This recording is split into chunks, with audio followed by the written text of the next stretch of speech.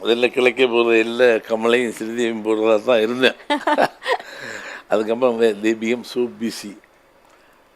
So இது ஒரு சின்ன அட்வென்ச்சர் பண்ணுவோம். நீ ஃபேஸ் பிகாஸ் நடிகர்களை போடும் பொழுது வெளியே வரும்போது நடிகருடைய பெயரை பற்றி தான் பேசிட்டு வருவாங்க. ஆனால் கிழக்கே போகிறையில் ஒரு வருஷம் ஓடிச்சு சென்னையில். படம் முடிஞ்சு வெளியே வரும்பொழுது பாஞ்சாலி பரஞ்சோதின்னு தான் பேசிட்டு வந்தாங்க.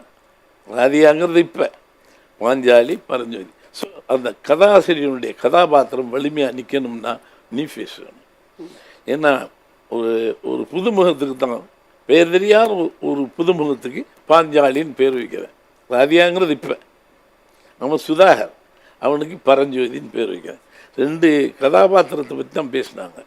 ஸோ அதனால் நீ ஃபேஸ் போட்டு அட்வென்ச்சராக பண்ணுவோன்னு பண்ணேன். ஸோ அவங்கள 2வது படத்தில் போட முடியாதனால தான் 3வதாக சிகப்பு ரோஜாக்கள்ல திருப்பி கமல் ஸ்ரீதேவி ரீஎன்ட்ரியா. இல்லை அது வித்தியாசமான படமும் கூட. அது என்னென்னா சிகப்பு ரோஜாக்களில் ஒரு சொஃபிஸ்டிகேட்டட் வேணும். அது வந்து கமல்கிட்ட அந்த இவருக்கு ஸ்டைலிஷ்.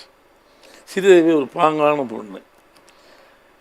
அதுக்கு வேண்டி தான் இப்படி ஒரு பொண்ணு ஏமாந்துடுறார் அப்படிங்கிற மாதிரி 2 பேரையும் போட்டான்.